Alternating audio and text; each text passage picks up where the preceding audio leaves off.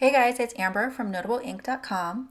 I recently shared a video tutorial showing how I set up digital stamps in Photoshop for printing and coloring, whether that's on watercolor paper or Neenah.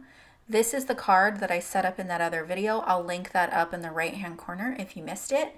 And so now in this video, I'm going to go ahead and color the image. So I typically will print my images on a 5.5 by 8.5 piece of Neenah Classic Crust Solar White. That's a half sheet of the paper. If I'm going to watercolor, then I'll print it on a 6 by 9 sheet. That's a half sheet of the watercolor paper because I use a 9 by 12 pad.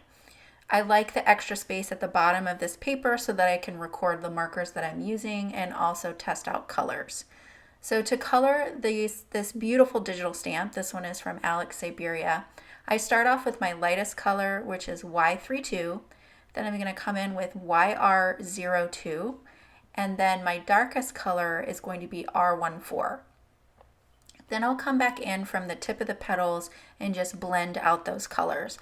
Usually my first couple petals, I'm just testing things out and seeing how I want to blend things.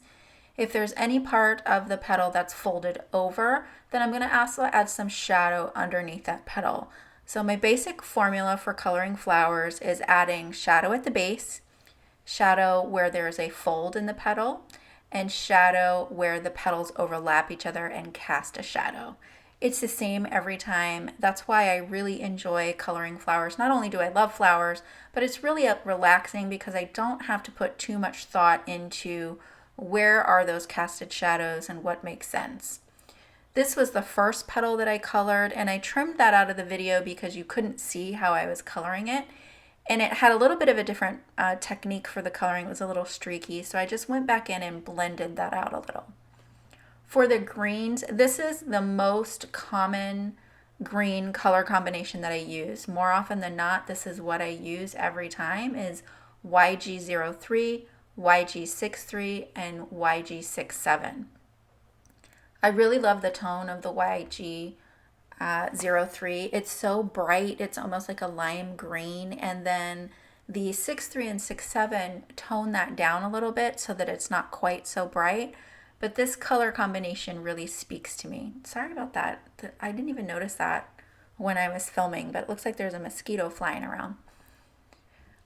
So basically for my leaves, I usually pick one side of the leaf that's going to be a little bit darker. For me, that's usually the right side of the leaf. I don't know why, that's just kind of standard what I do.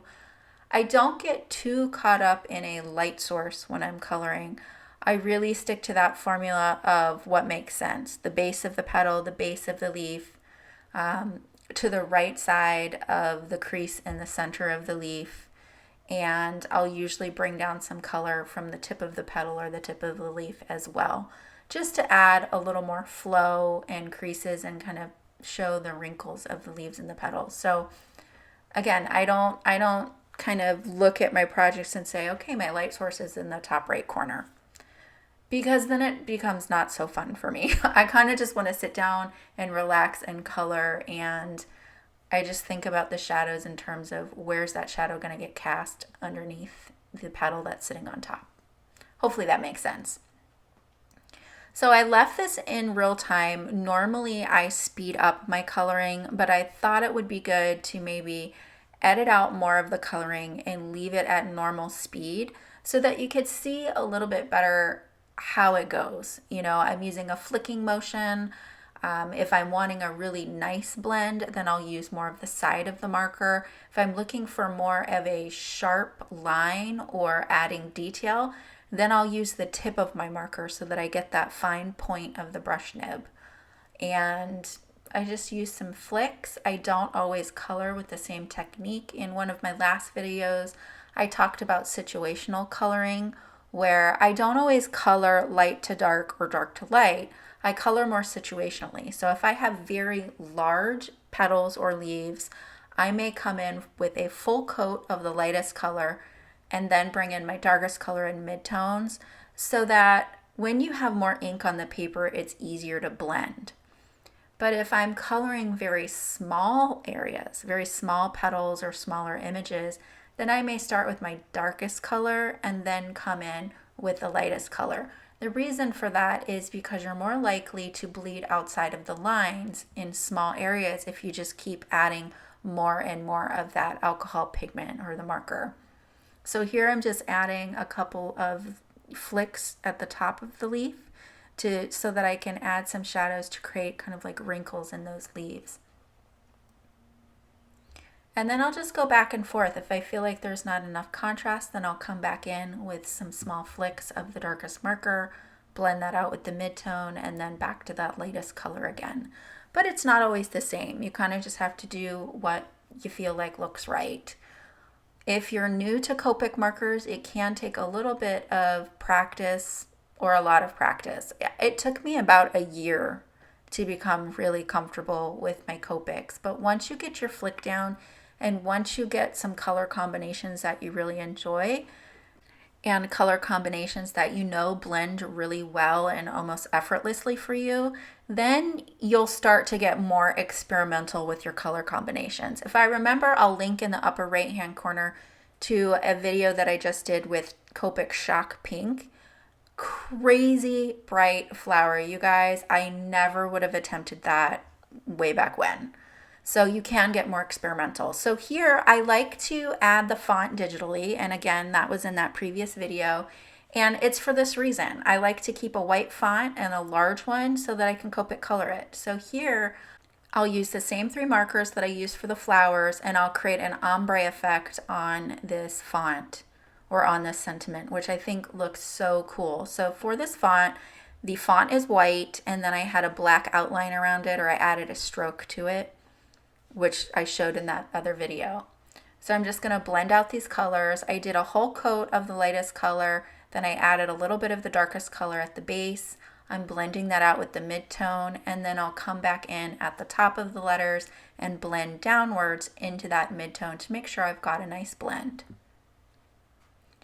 All that's left now is to die cut this. So you can either take it to your paper trimmer or you can die cut it. I prefer to die cut it. So this is an A2 size die. Ultimately, I decided to cut it down even more because I thought it would be nice to have a white border around it. So I trimmed off another 1/8 inch all the way around it with another die.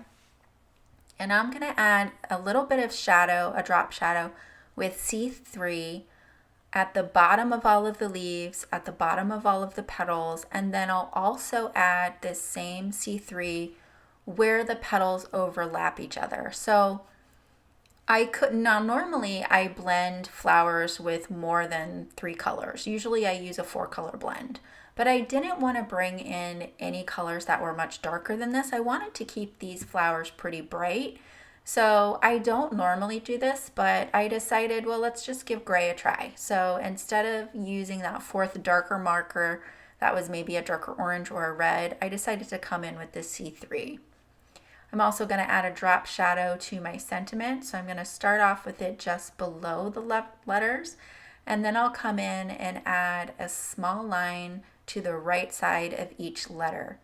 Once this dries, it's going to be so faint, but it's there and it really makes a difference. It really helps the sentiment pop off the page and add a little more dimension to this 1-layer flat card. Now the background is a digital paper. So this paper is from Graciellie Designs. It is from the Rustic wood? Rustic wood paper pack. I'll have it linked down below so that you know what it is exactly. And I just dropped that in before I printed everything. It was all part of the arrangement and the design. And that is my favorite thing to do with the backgrounds, because then I don't have to color the background, which makes me super, super happy. Because I can focus on the flowers and the things that I really enjoy coloring.